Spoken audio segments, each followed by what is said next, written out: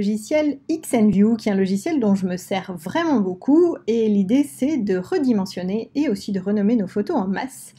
Vous allez voir, il est très très pratique, et du coup, petite parenthèse, bonjour à Evan pour qui je fais cette vidéo, puisqu'il a un Mac et vous avez la version Windows qui est déjà en ligne, du coup il me suffisait de rajouter la version Mac. Voilà, alors ce qu'on va faire, on va partir un petit peu de nos dossiers. Donc d'abord j'ai fait un dossier image brute, ok, et je peux préparer aussi un dossier image redimensionnée. Moi, pour la petite astuce, j'ai toujours un dossier que j'appelle OK sur le bureau, ça peut s'appeler aussi image redimensionnée. Toutes mes images vont tout le temps là-dedans, et j'ai également mon script XNView qui reste là, comme ça du coup je ne le déplace jamais. Voilà, c'est ma petite astuce perso, à vous de trouver un dossier pour mettre vos scripts et de ne pas déplacer ces éléments.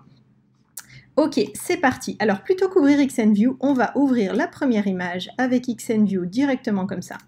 Ça permet du coup de les ouvrir direct et de ne pas chercher dans l'explorateur. Ok.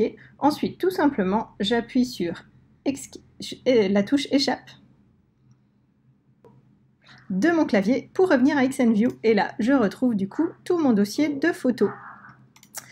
Ok, super. Alors pour les renommer, déjà premièrement en masse, on va sélectionner tout, je fais un rectangle, je fais CTRL A, et du coup je vais aller chercher, alors là j'ai un petit fichier qui ne correspond pas au reste, je vais le supprimer, voilà, comme ça du coup je peux travailler direct sur mes images. Alors, pour les renommer, ça va être ici, la petite touche renommer qui est là. Et là, je vais pouvoir donner un modèle de nom. Donc, je vais cocher modèle de nom, je vais changer le nom, donc là, j'avais mis San Francisco.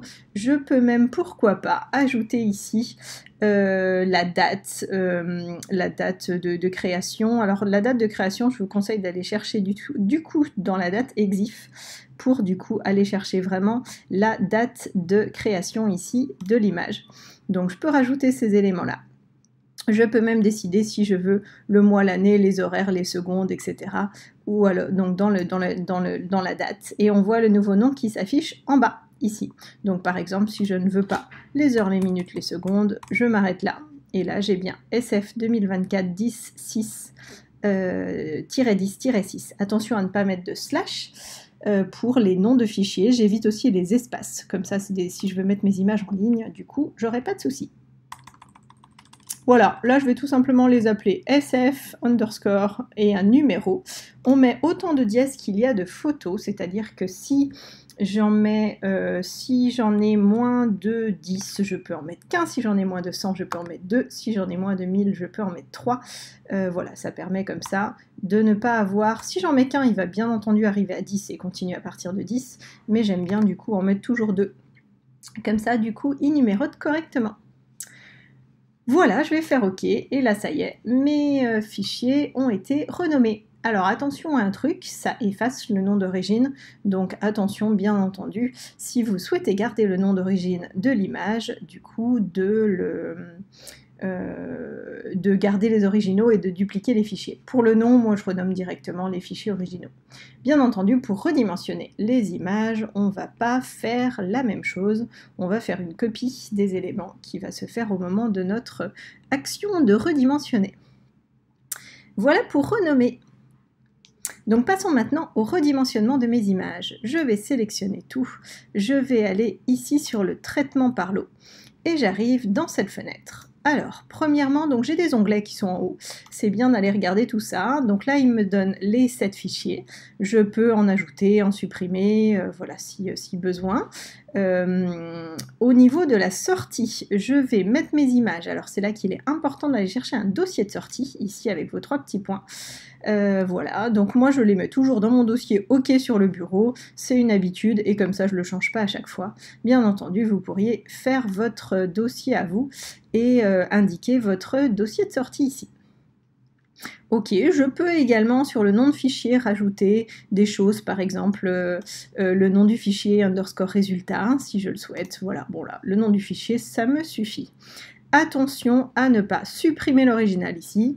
Normalement, c'est pas coché par défaut, mais dans le doute, vérifiez bien que cette case n'est pas cochée. Préserver les métadonnées, c'est important aussi. Et quand le fichier existe, on peut choisir de remplacer ou passer ou renommer si on a déjà retravaillé sur les images. Par exemple, j'ai déjà fait un redimensionnement et je le refais une deuxième fois.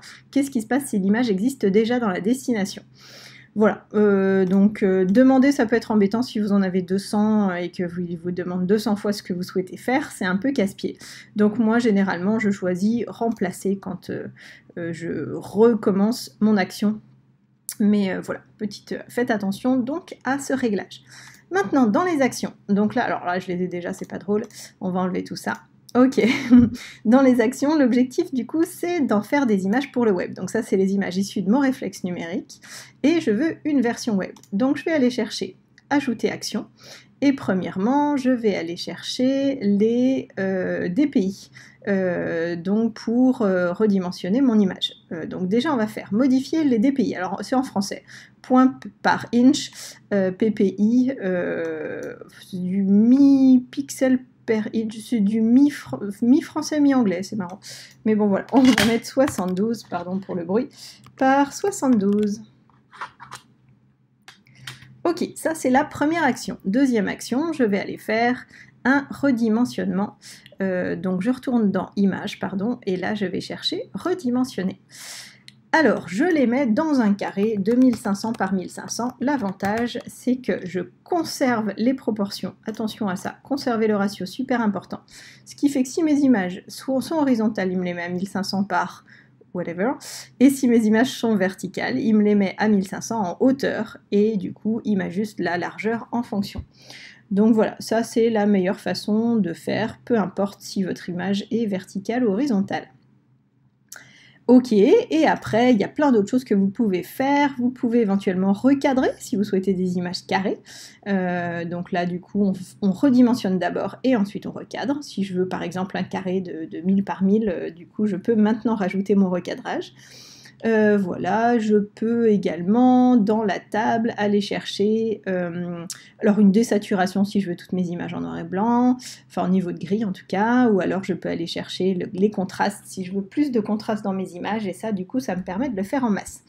Ce que je vous conseille pour ça, quand vous travaillez notamment dans la partie table, c'est de le faire une première fois sur une image. Et si ça vous convient, du coup, vous pourrez le faire sur toutes les images dans les actions.